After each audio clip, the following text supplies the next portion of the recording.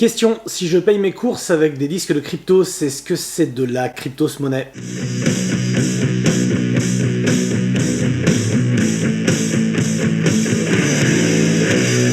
Donc pour commencer, qu'est-ce qu'un NFT? NFT pour Non-Fungible Token dans la langue de Misanthrope, c'est comme la langue de Molière mais en métal. C'est un bien dématérialisé qui ne peut pas être remplacé, qui ne peut pas périr. C'est ça le non-fongible. Exemple d'un bien non-fongible, une œuvre d'art. Elle est unique ou pas loin parce qu'elle peut avoir été produite en série, mais il n'est pas possible dans le temps de la remplacer et d'avoir un équivalent de valeur. Le NFT, c'est l'idée d'une œuvre d'art virtuelle garantie comme non copiable par la grâce d'une sorte de certificat qui est l'utilisation d'une technologie nommée blockchain. C'est la même technologie que celle utilisée pour la crypto-monnaie. Je vous donne un exemple. Prenez ce petit crâne bleu que j'utilise comme signature visuelle sur Instagram ou que je planque dans mes vidéos. Je l'ai acheté à Los Angeles il y a bientôt 10 ans, il n'a pas de valeur intrinsèque, il a été produit en milliers d'exemplaires. Mais il a un truc que ses copies n'ont pas. Il est cassé par un de mes fils qui l'a fait tomber. Oui, mais pas seulement. Il est utilisé dans mes vidéos et sur mon Instagram. Ce n'est donc plus un vague crâne bleu d'un marché mexicain, c'est le crâne bleu de The Doom Dad. Et admettons que je décède dans des circonstances tragiques à l'âge canonique de 47 ans en voulant quitter par exemple plutôt le concert de Metallica ou Hellfest et je me fais piétiner. Ce crâne potentiellement devient une œuvre d'art et mes ayants droit peuvent le revendre à des milliers, des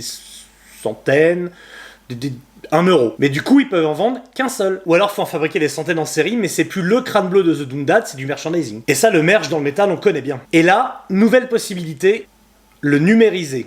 Bon, si je le numérise, tout le monde peut faire une copie d'écran et ça n'a pas de valeur en soi. À moins que j'en fasse que 22 par exemple, en hommage à Clyde Drexler, mon joueur de NBA favori des années 90, et que je colle avec un certificat disant ce crâne bleu en JPEG, il t'appartient à toi, il a été fait en 22 exemplaires et tu en possèdes un. Je viens donc de créer 22 NFT The Doom Dad dont je peux fixer le prix à ma guise parce que c'est de l'art et l'art n'est régulé par rien d'autre que l'offre et la demande. Donc si vous êtes des milliers et il y en a 22, ça va valoir beaucoup d'argent. S'il y en a 22 et que ça va intéresser un mec, ça vaudra rien. Voilà ce que sont les NFT et c'est un marché en pleine expansion. Par exemple, aujourd'hui dans le foot, vous pouvez acheter les plus beaux buts de l'histoire du sport et vous pouvez même avoir des cartes à collectionner virtuelles. Autre exemple, David Cronenberg, le célèbre réalisateur, a réalisé un NFT à partir d'une photo de ses calculs rénaux, qu'il a vendu 30 000 euros. 30 000 euros, le JPEG d'un calcul rénaux. La question qui vient alors très vite à l'esprit, c'est est-ce que c'est bien les NFT? Est-ce que c'est moral? Est-ce que c'est pas du foutage de gueule? 30 000 euros, les calculs rénaux, la photo, le JPEG, pour rappel. Bon, je vous cache pas que j'ai plutôt un avis négatif, un peu comme pour la crypto-monnaie, l'actionnariat ou le folk metal. C'est pas mes valeurs, c'est un marché spéculatif et même si je trouve l'art essentiel, le marché de l'art et notamment sa propension à détourner l'imposition des plus fortunés est quelque chose qui ne m'attire pas. Et par chance, j'ai pas les moyens, donc le problème est réglé. Mais j'ai les moyens pour les NFT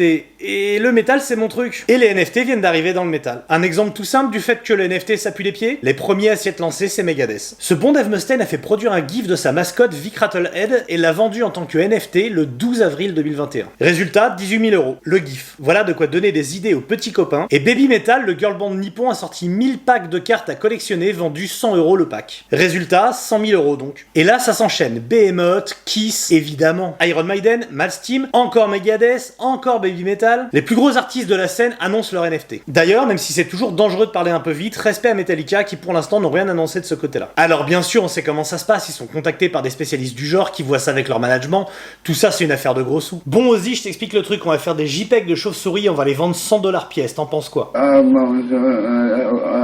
Allô Sharon, tu connais les NFT un peu? Parce que ouais, pour moi c'est à ce moment-là que ça a piqué. Les dernières photos prises de Kurt Cobain avant sa mort, vendues 150 000 euros en NFT, déjà c'est dur. Les Bad Brains, Serge Tankian, ou alors Tom Morello qui fait des NFT de ses personnages préférés de Donjons et Dragons, ça fait mal. Mais le vrai coup dur pour moi, c'est Ozzy. Oui, je sais, Ozzy, il a une liste longue comme le bras d'entorses au respect de soi, et notamment une fâcheuse tendance à fuir l'imposition. Mais bon, quand on aime bien... Donc, Ozzy a lancé sa CryptoBats. 9666 petites chauves-souris en pixels, venant avec un certificat qui dit que c'est à toi. Qui suis-je pour juger alors que j'ai acheté une peluche Ozzy Osbourne? Regardez comme elle est chou avec la tête qui s'arrache là. Quelle différence y a-t-il finalement entre un NFT et, je sais pas moi, posséder ce coussin Black Sabbath par exemple? Ou ces blisters de Sharon et Kelly de la série The Osbourne? C'est tout aussi stupide finalement. Alors il y a une petite subtilité quand même, la notion de spéculation. Ma Sharon en figurine, elle m'a coûté une dizaine d'euros sur eBay, il y a quand même très peu de chances qu'un jour elle vaille plus que ça. Elle a une existence physique avec cette notion qui parle à pas mal de collectionneurs. Les objets que je possède me définissent. Bon, dans mon cas, quand je regarde ma famille Osbourne sous blister, je suis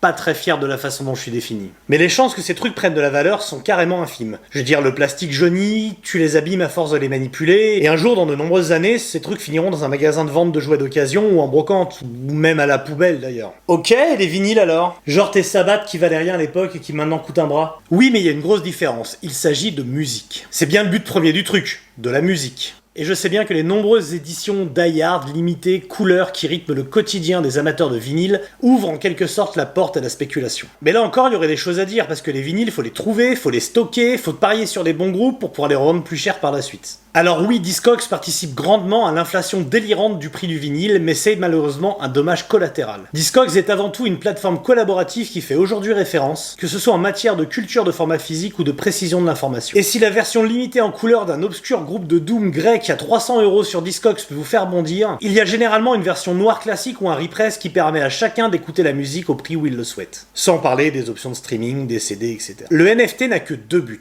Le premier, c'est de posséder quelque chose d'abstrait sur lequel est apposé un certificat qui dit c'est pas à toi, c'est à moi. Non, parce que si c'est que de la collection, il suffit de faire une copie d'écran du JPEG, de le mettre dans un fichier et c'est réglé. Pour ça, le NFT me fait penser à l'application smartphone I Am Rich qui coûte 1000 $ et qui n'a aucun autre intérêt que de dire je le possède et je suis riche. Ce monde est foutu. Le second but du NFT est finalement sa seule utilisation valable, la spéculation. Pas comme un effet indésirable d'autre chose, non comme un fonctionnement à but lucratif. Et c'est même pas caché, hein. Prenons un exemple récent, celui qui m'a fait sauter le pas de cette vidéo. Mesdames et messieurs, les légendes du Doom, Candlemas. Candlemas a publié sur ses réseaux le 22 avril dernier un message proposant un DME pour Digital Media Experience, un NFT consistant à acheter un visuel atrocement moche de leur logo, celui présent sur la pochette d'Epicus Doomicus Metallicus. Il y a 6 visuels de disponibles: glace, feu, poussière, fumée, profondeur et sang, des noms dignes d'une ligue Pokémon en somme, et ces JPEG sont limités à 666 exemplaires chacun. Parce que c'est métal. À 18 € pièce, ou alors à 27 € avec un poster, parce qu'ils savent que leur public c'est des quinquas attachés à l'objet physique. Ce qui fait le poster à 9,50 € si mes calculs sont bons.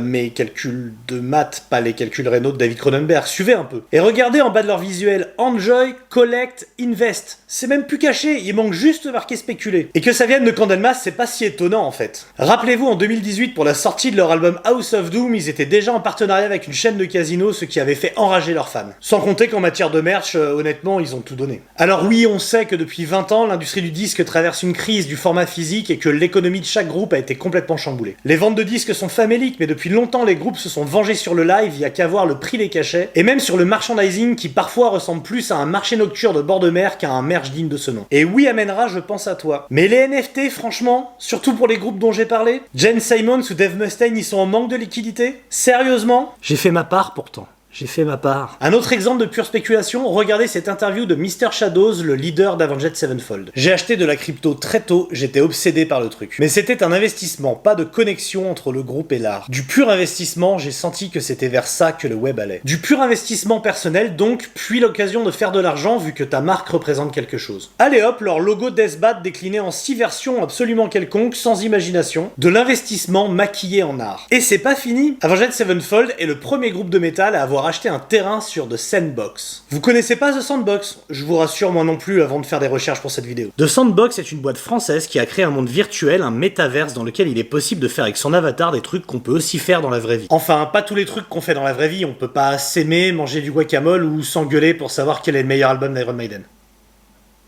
Par contre, on peut y acheter des terrains virtuels et retrouver les marques du 440 qui eux aussi ont acheté un terrain virtuel dessus. Il y a Carrefour, Nike, Adidas, Warner Music, et évidemment, on peut leur acheter des NFT. Ah oui, une simple recherche Google vous dira à quoi sert The Sandbox, hein, ils s'en sont même pas cachés. Créer et monétiser des jeux et objets virtuels. Donc dans ce métaverse, vous pouvez acheter des terrains. Enfin, pardon, investir. Puisque, pour rappel, l'idée c'est de devenir riche et le web ne manque pas de youtubeurs pour vous expliquer comment faire. Donc Avenged Sevenfold, ils ont acheté leur petite parcelle là. Mais c'est pas tout, parce que Slipknot a annoncé qu'il s'associait à The Sandbox pour créer son Gnotverse, qui est donc un monde virtuel dans la Sandbox pour leurs maggots. Enfin, leurs fans, quoi. Et qu'est-ce qu'on va y retrouver? Du contenu exclusif, des lives virtuels et des NFT. Des tonnes de NFT. Ah, je vous ai pas précisé, les NFT, ça s'achète seulement avec de la crypto-monnaie que vous avez dans votre crypto-wallet, votre portefeuille virtuel. C'est donc une monnaie qui a une valeur qui fluctue et qui n'est pas la même qu'un euro, en fait. Déjà qu'avec les tokens de festival, on perd la valeur de l'argent, mais alors là... La bière est pas chère ici, c'est cool, elle est à 3 tokens. Et ça coûte combien un token? Bah, je sais pas, moi, 4 euros. Ah... Et tout ça pour, je vous le rappelle, acheter les JPEG. Hein. Alors imaginez avec une crypto-monnaie dont la valeur fluctue. Bon, au moins dans le Noteverse, il semblerait que tu puisses en faire quelque chose, comme payer des tickets d'entrée virtuels d'un Slipknot virtuel. Et puis j'y ai fait un tour pour préparer cette vidéo, c'est rigolo avec son petit visuel entre Minecraft et les Sims. C'est mignon ce petit univers enfantin. Sachez juste que depuis une semaine que je me suis inscrit à ce truc, toutes les publicités ciblées d'internet, vous savez les pubs sur YouTube, sur les réseaux sociaux, sur les pages web, les dizaines, les centaines, non on va être honnête, les milliers de pubs qu'on se gaffe chaque jour, et bah depuis une semaine, pour moi ce ne sont que des pubs d'investissement ou d'achat de NFT. Non mais je suis littéralement harcelé. Et moi encore ça va, je me ruine tous les mois en vinyle donc j'ai pas d'argent pour ces trucs là. Mais imaginez l'effet sur les plus jeunes qui sont allés s'amuser dans ce monde de pixels colorés. Imaginez un fan de Slipknot qui lui aussi est défini par ce qu'il possède et qui potentiellement va investir tout son argent dans des JPEG du groupe. Déjà que dans le métal, le fan est particulièrement dépensier, enfin il y a qu'à ouvrir nos armoires et voir le nombre de t-shirts, regarder les vinyles, les CD et cassettes qu'on possède. Et puis on a les patchs, les bonnets, les hoodies, les boucles de ceinture. Et puis il y a ça aussi. Non franchement on a fait notre part. Hein. Et puis surtout la grande différence entre une marque de chaussures et un groupe de métal, c'est l'histoire qu'elle raconte. Parce que soyons clairs, Nike ou Adidas, ça fait longtemps que c'est plus de la contre-culture. Enfin, Maiden et Kiss, ça se discute aussi. Hein. Mais quand même, je suis curieux de voir pour Candlemas ou Avenged Sevenfold l'impact de ce genre de trucs sur leur histoire sur le long terme. Candlemas, par exemple, prennent très très cher dans les commentaires sous leurs publications. Beaucoup disent que ça fout en l'air l'image du groupe et je suis curieux de voir si ça aura un impact sur la fréquentation des concerts ou la vente des albums à venir. En tout cas, comprenez bien que cette histoire de NFT n'en est qu'à son début, surtout dans le monde du métal, et que l'avènement du Web 3 va pousser beaucoup de monde sur ces nouveaux espaces à conquérir, et on risque d'observer beaucoup de groupes s'engouffrer dans la brèche alors que nos porte-monnaies sont déjà mis à rude épreuve par l'augmentation drastique du prix des disques et du merchandising. Il s'agit là d'une drôle de bulle économique et rappelez-vous que plus une bulle grossit, plus elle se rapproche du moment où elle va éclater.